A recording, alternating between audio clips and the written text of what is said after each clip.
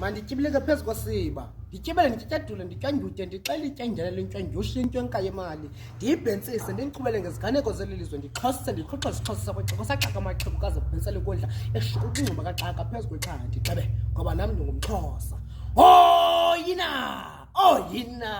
awundihoyina niyakudula kude kuthethe bani na, niyakuzinza kude kuphakame bani na, niyakukhala kude kuve bani na. Anidiki ufunyasha niqathwa andoneli ukuxhathaza nezicaka abantu abantsundu bayinhlekisa kwela Kapa. Vuka mntontsundu, phuma kuloo nkungu. Kwintshona yasekhaya kuphethe amabhulu, imihlaba abamnyama yohluthwa ngabelungu. Abantu abantsundu bayaxhathaza baphethe kabuhlungu, baya bayofuna impangelo kodwa ngokuba zizicaka zomlungu. Nabantu bakuthi sebajika bangamanyondululu.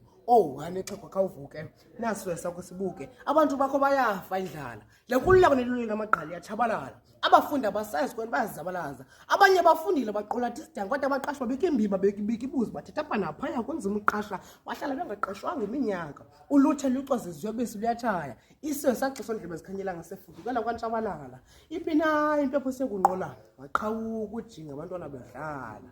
Mqayixhego khawuvuke nanku ufuna ukushukuxwa sinqoba kaxaka nginasosombululo sifuna ukuhlela utywa ndingabiza iinkokheli zokwenene zize kukhunga. Kuyasa kuyahla abantu basetyini bayadlwengulwa egameni lothando bayanyeliswa bayogrogriswa bayekukuthatha baphela nelinhlungu iminyaka. Iintsana zizala abantwana, oonozala balahla abantwana otata badlwengula intsana. Ilizwe lele liwele kubumnyama, nithule kuba ningaboni, nizinze kuba ningaqapheli. Lele liwani nifilile esizibeni konakele emhlabeni. Qha inantsi inkola kothi ixovule lidakeni, imisebenzi yakho eminyaka ibekwa nyaleni. Oko sijonga enkalweni silindele inguquko emhlabeni. Kodwa ke njengoba seyiphakamile imbongi yasukumisa imimoya yomthonyama, kuza kuba khona utshintsho eluntwini.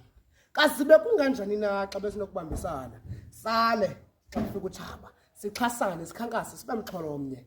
Toza kuthi masibambaneni sibuyele nembo, akho nto egqitha ubambiswana nomunyano. Onendlebe uvile, onamehlo ubonile, nam ndirhoxile.